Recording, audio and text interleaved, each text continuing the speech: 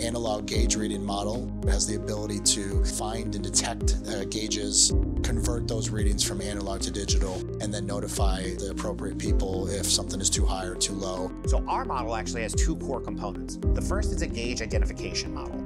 Look at an area and say, I found a gauge here. So that's really important because in some images, gauges may be hidden, they may look different than what you'd expect. The second part to this model is now I'm going to read that gauge. Now there's a complicated process behind the scenes that does that, but for the user, it's literally pointing at a gauge, telling it what gauge that is, and it can read it.